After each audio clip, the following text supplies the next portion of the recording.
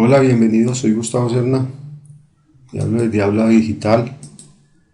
El tema de este video es gases ideales, la serie vamos a hacer teoría y ejercicios y trataremos sobre relaciones PVT. En este video vas a aprender a resolver ejercicios sobre relaciones presión, volumen, temperatura.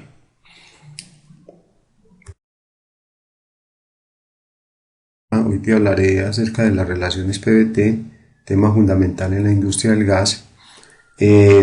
Utilizaremos pues, la relación o la ecuación resumida P1 T1 igual a P2 B2 T2, es decir, un gas a condiciones iniciales y un gas a condiciones finales, y cómo varían presión, volumen y temperatura estos parámetros entre una condición y otra. Bien, para empezar tenemos que hacer una serie de suposiciones. 1. Vamos a suponer que el gas A, que está metido aquí en este recipiente, está confinado allí y es un gas ideal y está encerrado por las paredes del recipiente y por el pistón que se encuentra encima. La presión que tiene el gas no es capaz de vencer la presión que está encima. La presión que está encima del pistón sería la presión atmosférica, y la presión debida a esta masa, fuerza sobre área, recuerden, fuerza igual a masa por aceleración. Entonces recuerden que presión es fuerza sobre área, entonces esta masa ejerce una presión sobre el pistón y más la presión atmosférica, entonces tendremos que el gas está confinado allí y lo tenemos a unas condiciones iniciales. El volumen inicial de este gas es de 10 litros, la presión inicial es de 2 atmósferas y se encuentra a una temperatura de 293 Kelvin, es decir, aproximadamente 20 grados centígrados. Bien, ¿qué pasaría? La pregunta es: ¿qué pasaría si aumenta la temperatura o si aumenta el volumen de gas? ¿A qué se debió ese aumento del volumen de gas? Porque tenemos aquí unas condiciones finales donde tenemos un volumen final de 20 litros, observemos que se duplicó sin cambiar la presión. Observe que la presión aquí son 2 atmósferas, presión de 2 atmósferas, y o sea que la masa no le pusimos otra masa adicional ni le quitamos masa, la misma masa está allí. ¿Qué pasó entonces con la temperatura?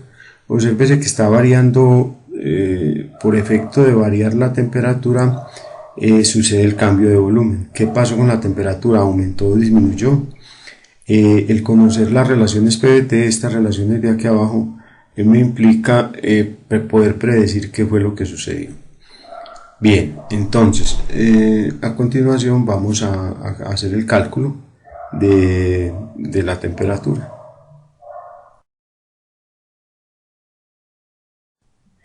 Bien, otra de las suposiciones que entraremos a hacer es que, decíamos anteriormente que esto es un gas ideal.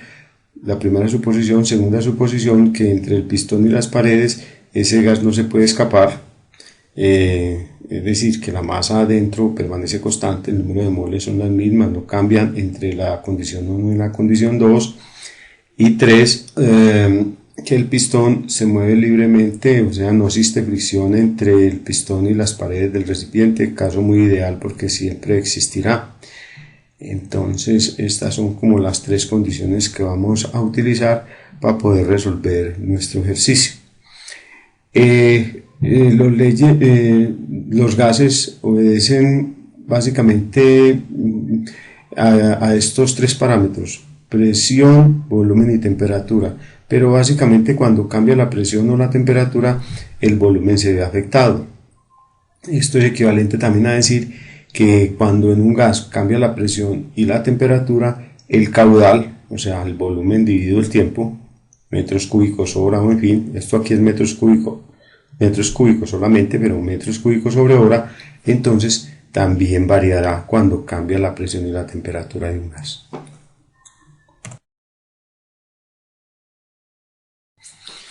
Bien, entonces, como decíamos anteriormente, bajo las 3 suposiciones que tenemos, cabe responder la pregunta: ¿qué pasó con la temperatura? Si de las condiciones iniciales, volumen 1 igual a 10 litros, presión 2 igual a 2 atmósferas, temperatura 1 igual a 293 Kelvin, pasamos a otra condición, el mismo gas.